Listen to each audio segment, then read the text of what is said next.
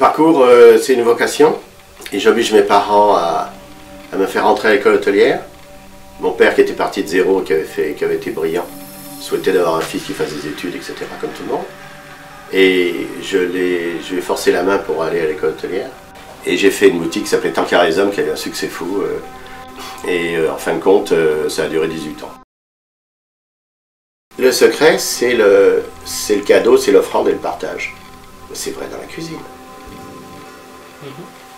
C'est l'amour, c'est donner aux autres.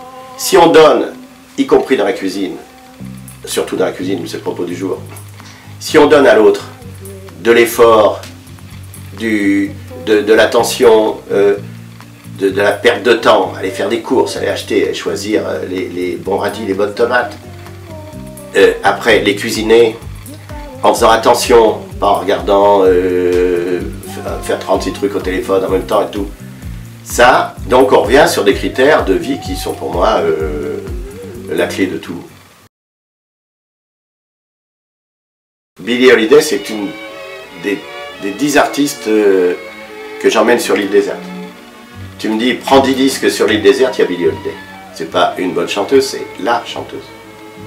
Pourquoi? Parce qu'elle me fout des frissons, j'ai envie de pleurer. Alors que je suis très perméable, j'ai des milliers de disques, je suis très sensible à beaucoup de musique. Tout le monde ne me file pas ça, quoi. Non, Étienne Dao, il a une place à part chez Dorothée Dereux et Jacques Dereux. Il a une place à part. Voilà. On connaît bien sa musique et on l'a utilisé dans des circonstances spéciales, intimes. Et il le sait. C'est un gâteau de chez Le Nôtre qui s'appelle le Chousse, qui est un gâteau absolument extraordinaire, qui est très léger, qui est avec des fruits rouges l'été, de la chantilly, et c'est un gâteau moelleux avec crémeux, fruité.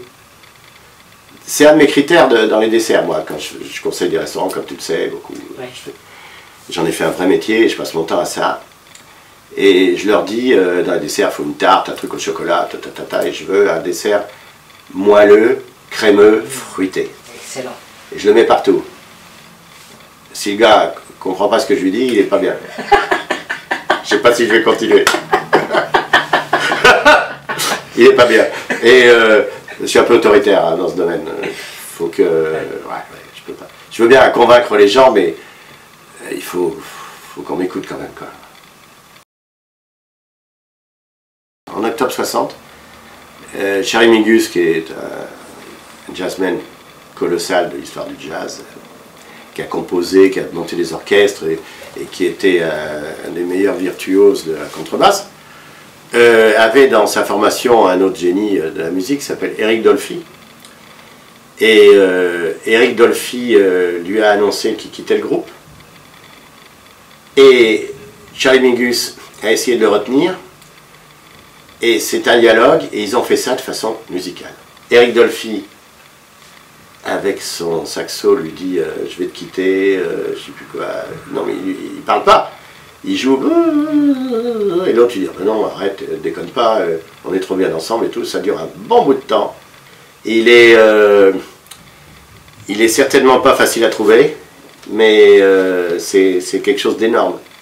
Quand on parle d'émotion musicale, ça c'est quelque chose d'absolument colossal.